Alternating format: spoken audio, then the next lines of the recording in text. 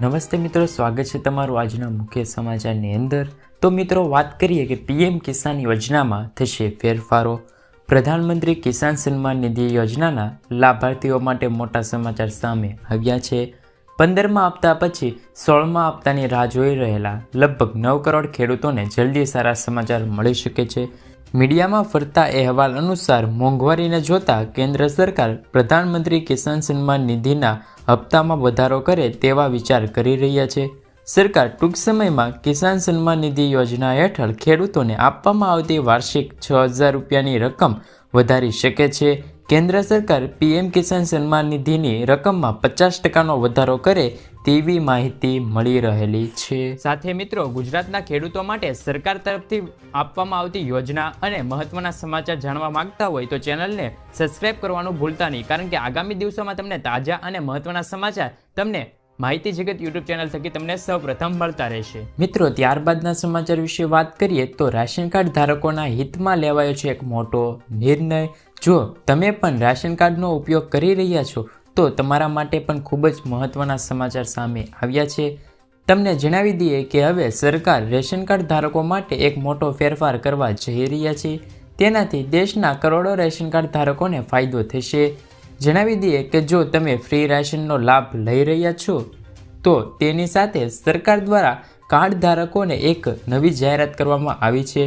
આ જાહેરાત બાદ રેશન કાર્ડ ધારકોને બેવડો લાભ થવા જઈ રહ્યો છે। સરકાર આ મહિનેથી ઘણી સેવાઓમાં લાભ આપવા જઈ રહી છે। આ માટે સરકારે સંપૂર્ણ તૈયારી કરી લીધેલી છે। મિત્રો, ત્યારબાદના સમાચાર વિશે વાત કરીએ તો તમામ ખેડૂતોને મળશે 3 લાખ રૂપિયા સુધીની સહાય। ભારત સરકાર દ્વારા ખેડૂતોના હિતમાં ચલાવવામાં આવતી કિસાન ક્રેડિટ કાર્ડ યોજના હેઠળ ખેડૂતોને 1,60,000 રૂપિયા સુધીની કૃષિ લોન આપવામાં આવે છે। કિસાન ક્રેડિટ કાર્ડનો સૌથી મોટો ફાયદો એ છે કે સીસી લોનની સાથે ખેડૂતોને તેમના પાક વીમો પણ મળી શકે છે। આ યોજનાનું વિસ્તરણ કરીએ હવે પશુપાલકોને અને મત્સ્ય ઉદ્યોગોને ખેડૂતો છે તેમને વ્યાજબી દરે લોન ઉપલબ્ધ કરવામાં આવે છે। તાજેતરમાં ભારત સરકારે ખેડૂતોને 3 લાખ સુધીની ટૂંકા ગાળાની લોન પર વાર્ષિક 1.5% રિબેટ આપવાનો નિર્ણય કર્યો છે। તેનાથી ખેડૂતોને પણ મોટો આર્થિક સંકટમાંથી બચાવી શકે। આ એક સરકાર દ્વારા નવી યોજના પણ કહી શકાય છે। મિત્રો, ત્યારબાદના સમાચાર વિશે વાત કરીએ તો ડુંગળીના ભાવને લઈને કૃષિ મંત્રી સાથે બેઠક। ડુંગળીની નિકાસ બંધ થતાં ભાવ કડાકો બોલાયો છે। ડુંગળી પકાવતા ખેડૂતો રોષ જોવા મળ્યો છે। સૌરાષ્ટ્રના એપીએમસીના હોદ્દેદારો આજે કૃષિ મંત્રી રાઘવજીભાઈ પટેલ સાથે બેઠક કરી હતી। મળતી માહિતી અનુસાર સાંજે બેઠક શરૂ થઈ હતી। ડુંગળીની નિકાસ ફરી શરૂ કરવામાં આવશે તેમજ ડુંગળીના ખેડૂતો છે તેમને પોષણક્ષમ ભાવ મળે તે માટે આ બેઠકમાં ચર્ચા પણ કરવામાં આવી હતી। હાલ જોઈએ તો અનેક માર્કેટ યાર્ડમાં ડુંગળીની હરાજી બંધ કરવામાં આવી છે તો ખેડૂતોની હાલત છે તે કફોડી બની છે। મિત્રો, ત્યારબાદના સમાચાર વિશે વાત કરીએ તો હવે લેપટોપ લેવા માટે મળશે 25,000 રૂપિયાની સહાય। લેપટોપ સહાય યોજના અંતર્ગત 25,000 અથવા તો તમે જે કિંમતનું લેપટોપ લીધું હોય છે તેના 50% બેમાંથી જે ઓછું હોય તે સહાય મળવાપાત્ર રહેશે। જ્યારે આ યોજના મેળવવા માટે ધોરણ 12 પાસ હોવું જોઈએ અને 12મામાં 70 કરતાં વધારે પર્સન્ટેજ એટલે કે ટકા હોવા જોઈએ। જો તમને પણ આ લેપટોપ સહાય યોજનાનો લાભ મળે તો આ યોજનામાં ફોર્મ ભરવાનું રહેશે, એટલે કે આગામી 10 થી 15 દિવસ સુધીમાં તમે ફોર્મ ભરી શકો છો।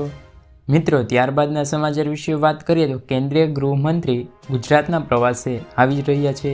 કેન્દ્રીય ગૃહમંત્રી અમિત શાહ આવતીકાલથી 2 દિવસ ગુજરાતના પ્રવાસે આવે છે। તેઓ અલગ અલગ 3 કાર્યક્રમોમાં હાજરી આપશે।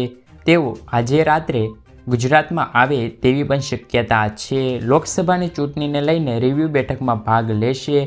આણંદની સરદાર પટેલ યુનિવર્સિટીના સમાહરણ ઉપસ્થિત રહેશે। મિત્રો, ત્યારબાદના સમાચાર વિશે વાત કરીએ તો ગુજકેટની પરીક્ષાની તારીખમાં થયા છે ફેરફારો। ગુજકેટની પરીક્ષાની તારીખોમાં ફેરફાર કરવામાં આવ્યો છે। પ્રાપ્ત થતી માહિતી મુજબ CBSE બોર્ડની પરીક્ષાના કારણે ગુજકેટની પરીક્ષાની તારીખમાં ફેરફાર કરાયો છે. હવે 31 માર્ચ 2024માં ગુજકેટની પરીક્ષા લેવામાં આવશે. ઉલ્લેખનીય છે કે છેલ્લા 2 એપ્રિલના રોજ ગુજકેટની પરીક્ષા યોજાવાની હતી, પરંતુ CBSEની બોર્ડની એક્ઝામના કારણે તારીખોમાં ફેરફાર થવા જઈ રહ્યો છે, એટલે કે તારીખ થોડાક દિવસ લેટ પણ થઈ શકે છે.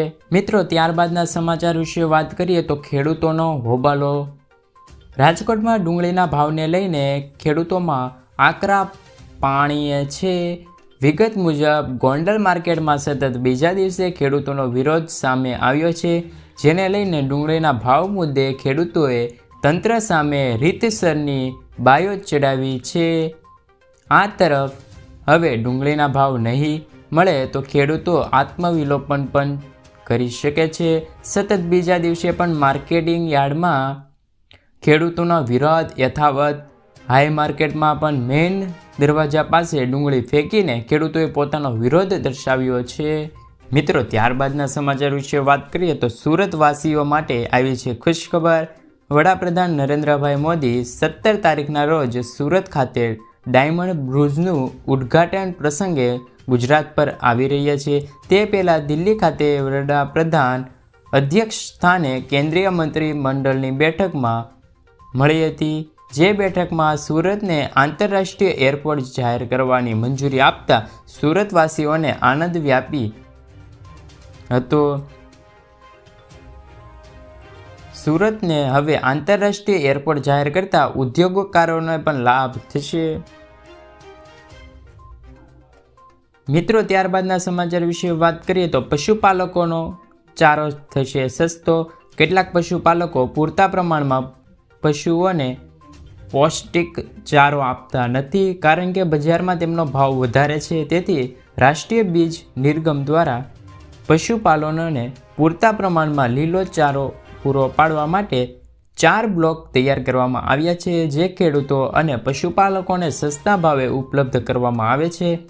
જુદા જુદા પાકોને સુધારેલા બિયારણો પણ મળી જશે. ખેડૂતો અને પશુપાલકોને DC ઓનલાઈન સ્ટોર પરથી સરળતાથી ઘાસચારો મળી જશે.